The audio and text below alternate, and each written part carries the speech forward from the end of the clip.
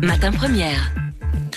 7h48, Thomas Gadis, deux invités dans la matinale pour décortiquer le premier tour des législatives en France. L'un est en duplex à Paris, puis l'autre, il est tout près de nous, invité dans notre studio, Thomas.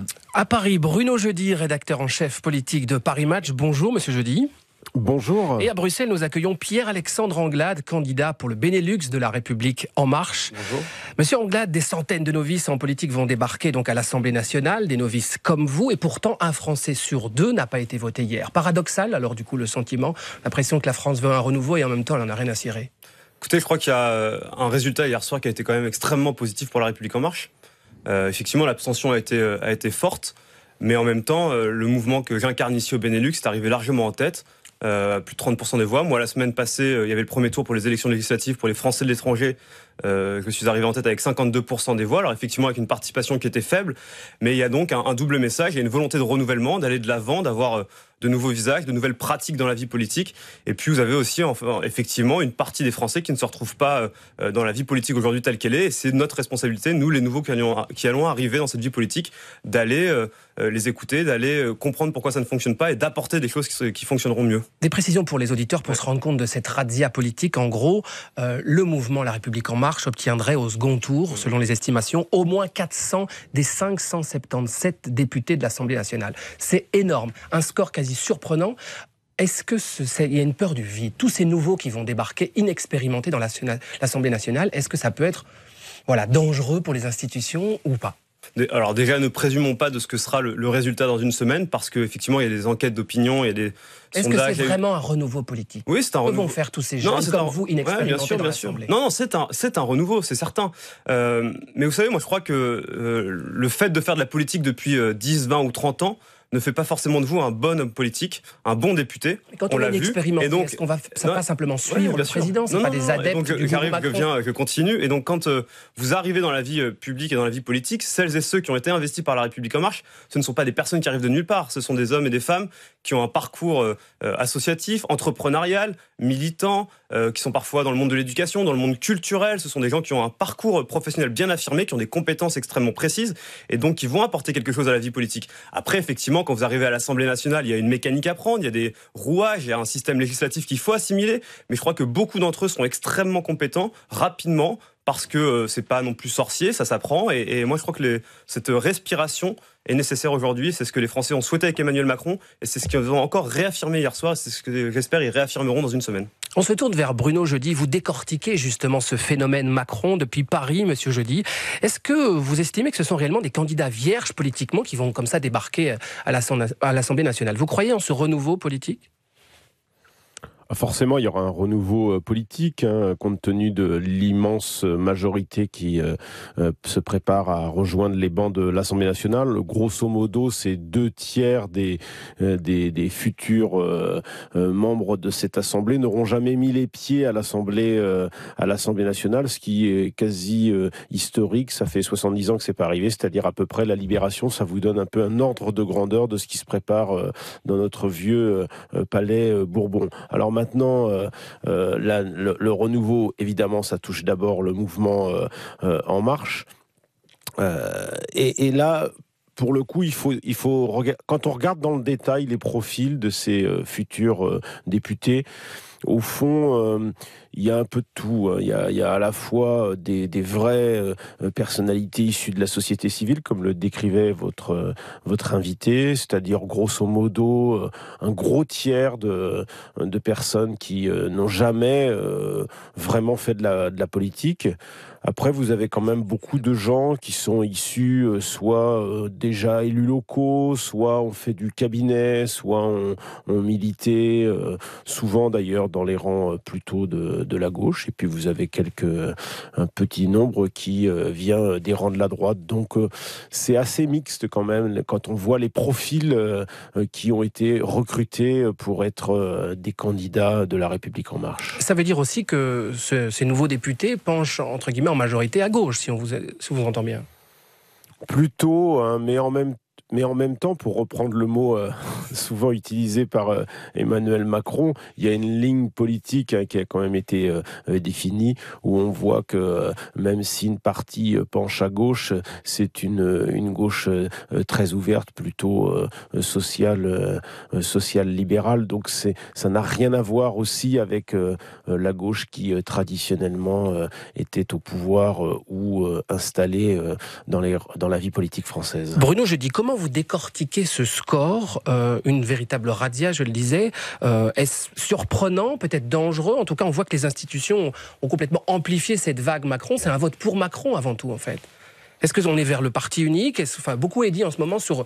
C'est un phénomène, entre guillemets, compliqué à décortiquer. La force de ce tsunami électoral, parce que c'est vraiment le mot qu'on peut utiliser, est tellement inouïe que ça montre l'ampleur du dégagisme qu'on a appelé le dégagisme en France, c'est-à-dire cette volonté des Français de faire table rase à la fois de leurs élus de gauche et de leurs élus de droite.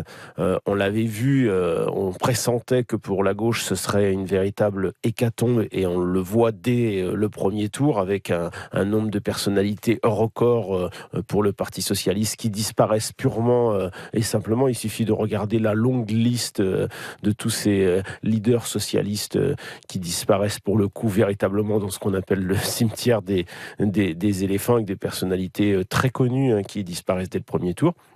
Mais ça touche aussi la droite, où on voit par exemple que dans ces fiefs politiques que peuvent être par exemple le département des Hauts-de-Seine, qui est l'ouest de Paris, qui était traditionnellement à droite, on voit pratiquement les candidats En Marche gagner avec plus de 40% des voix dès le premier tour, ce qui laisse augurer pour la droite de perdre à peu près la moitié de ses parlementaires et d'avoir bien des difficultés à en sauver une petite centaine. Donc Emmanuel Macron, au fond, avait brisé déjà le Parti socialiste lors de la présidentielle, et là vient de l'achever en quelque sorte, et il casse la droite avec son premier tour. Je crois qu'au final, quand on regarde les résultats globaux, on voit que La République En Marche a fait un peu plus de 6,5 millions de voix.